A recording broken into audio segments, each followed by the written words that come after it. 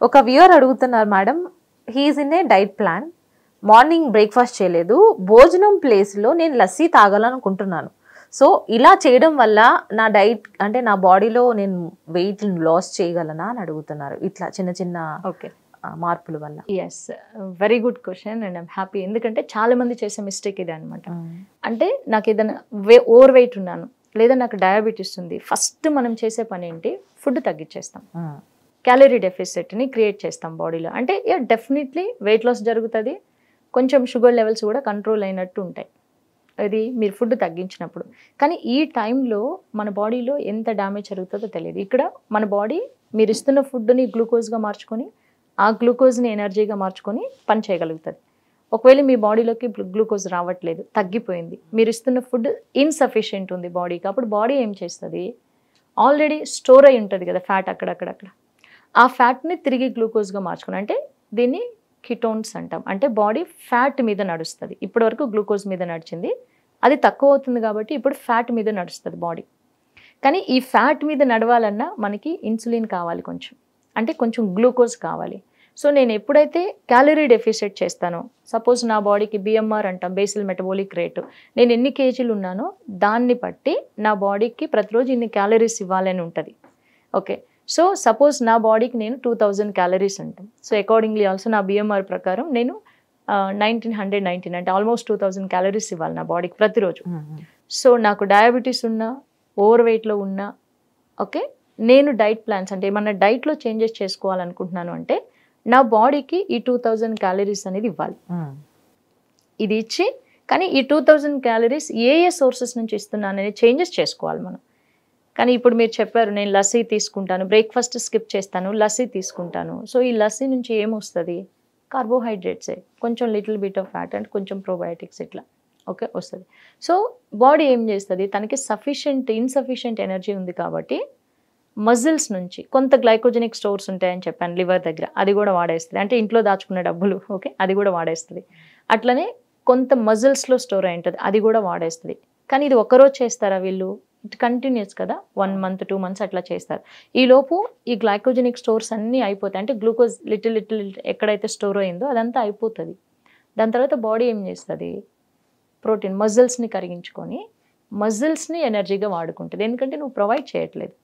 So ఇది damage చేస్తుంది బాడీకి, అండ్ స్కిన్ అంతా లూజ్ అయిపోవడం, ముఖమంతా పీక్కుపోవడం అండ్ వెయిట్ లాస్ అవ్వడం జరుగుతుంది. వెయిట్ లాస్ అయినావు కానీ నీకు మజిల్ లాస్ అయింది అంటే నువ్వు కాన్స్టెంట్గా ఆకలితో ఉంటావు, ఎనర్జీ సరిపోదు. సో అలాంటప్పుడు ఇమ్మీడియట్లీ మళ్ళీ ఆ డైట్ ప్లాన్ ఆపేసిన 1 or 2 వారాలకే మళ్ళీ వెయిట్ పెరగడం అనేది స్టార్ట్ అవుతూ ఉంటుంది, లేదా మళ్ళీ డయాబెటీస్ రికవర్ అవ్వడం స్టార్ట్ అవుతుంది. ఎందుకంటే నేను నా బిఎంఆర్ని డిస్టర్బ్ చేసేసుకున్నాను. ఈ ప్రాసెస్లో ఏం చేస్తుంది, నువ్వు నాకు తక్కువ ఎనర్జీ ఇస్తున్నావు కాబట్టి నా బాడీ తన బిఎంఆర్ రేట్ని తగ్గించుకుంటుంది.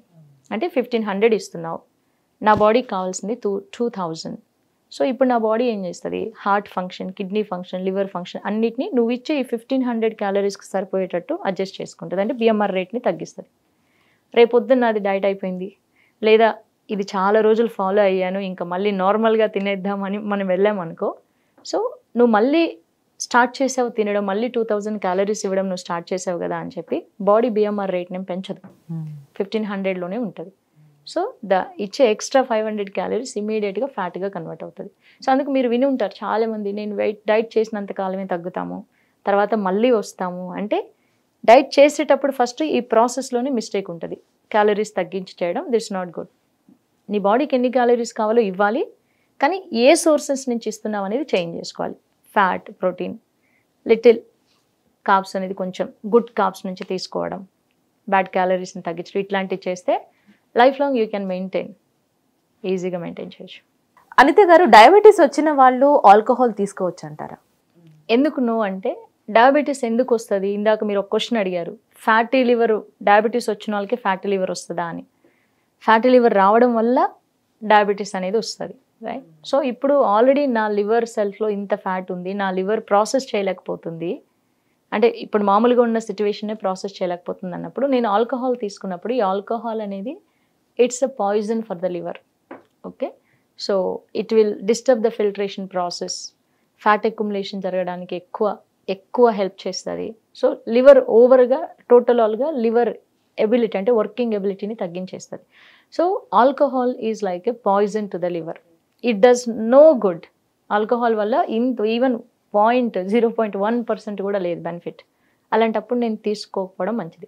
కానీ పీపుల్ ఆల్రెడీ అలవాటు పడి ఉన్నారు, వాళ్ళకి ఆ క్రేవింగ్స్ వస్తూ ఉంటాయి అంటే, ఆ క్రేవింగ్స్ ఎందుకు వస్తాయంటే హై ఇన్సులిన్ లెవెల్స్. ఈ ఇన్సులిన్ లెవెల్స్ డ్రాప్ అయినాయి అండ్ దీని ప్లేస్లో మనకి గ్లైకోగోన్ అంటే రిలీజ్ అవుతుంది అంటే మనకి క్రేవింగ్స్ అనేది ఆటోమేటిక్గా తగ్గిపోతాయి. ఈవెన్ ఐ హ్యావ్ క్లయింట్స్ ఇనీషియల్గా ఫస్ట్ వీక్ ఇబ్బంది పడతారు. ఓకే ఆ టైంలో ఏం తీసుకోవాలి అంటే కొంచెం ఫ్యాట్ తీసుకోవచ్చు, బటర్ కానీ, లేకపోతే ఇప్పుడు చాలామంది సెలబ్రిటీస్ కూడా చెప్తుంటారు కదా బుల్లెట్ కాఫీ. సో ఇట్లాంటివి అంటే అది ఏమీ టేస్ట్ ఉండదు వాళ్ళకి ఆ టైంలో, ఎందుకంటే ఆల్కహాల్ అంత టేస్ట్ ఏమి ఇవ్వదు. బట్ మైండ్ మేకప్ చేసేసుకొని కొన్ని రోజులు అలవాటు పడ్డారంటే దెన్ వాళ్ళకి ఆ క్రేవింగ్స్ న్యాచురల్గానే స్టాప్ అయిపోతాయి. ఎందుకంటే మనకి క్రేవింగ్స్ అనేది ఊరికే ఏదో నేను అనుకున్నాను అట్లా రాదు. There is a hormonal changes that are happening.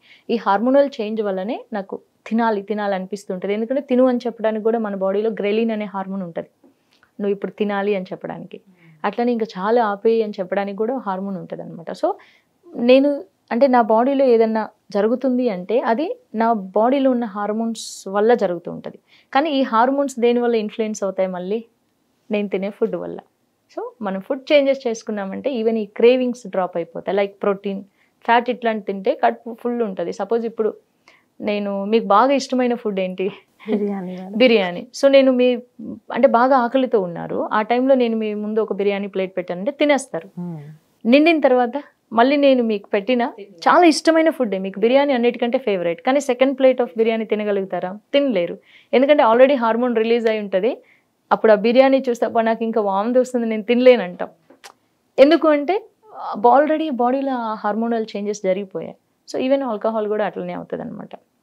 Okay and ఇంకా అంటే అపార్ట్ ఫ్రమ్ దిస్ న్యూట్రిషన్ ఎన్ఎల్పిలో ఎవర్షన్ థెరపీ అని ఉంటుంది. అంటే ఏదైనా నాకు ఇట్లాంటి వాళ్ళు ఏం చేయొచ్చు అంటే ఏదన్నా ఎక్కువ చూసినామంటే మనకు తినబుద్ధి కాదు. సో ఎవర్షన్ థెరపీ అనమాట. వీ డూ ఇట్ అంటే along with this NLP certified coach. So what we do, అలాంటి క్లయింట్స్కి ఏదైనా బ్యాడ్ హ్యాబిట్ ఉంది, దాన్ని మర్చిపోలేకపోతున్నారు, మళ్ళీ రికవర్ అవుతుంది ఎంత ట్రై చేసినా అన్నప్పుడు ఎవర్షన్ థెరపీ అంట. బట్ ఎవరు పడితే వాళ్ళు అప్లై చేయకూడదు అండర్. సో ఇదేంటి అంటే వాళ్ళకి ఇష్టమైన ఏదైనా ఒకటి తీసుకొని ఎక్కువ మొత్తాదులో పెట్టుకున్నప్పుడు ఆటోమేటిక్గా నీకు కైండ్ ఆఫ్ ఎవర్షన్ వచ్చేస్తుంది దాని మీద, తినలేరు తర్వాత.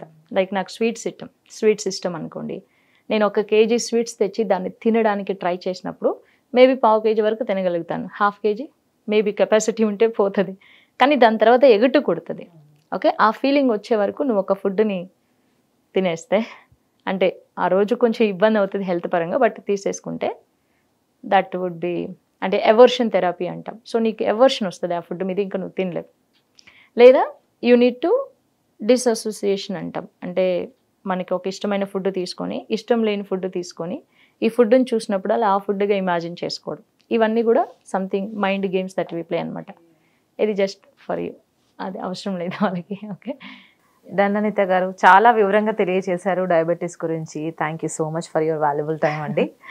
సో తెలుసుకున్నారు కదా డయాబెటీస్ గురించి. మరో ఎపిసోడ్లో మరో ఇష్యూతో మళ్ళీ మాట్లాడుకునే ప్రయత్నం చేద్దాం. అంతవరకు చూస్తూనే ఉండండి హిట్ టీవీ.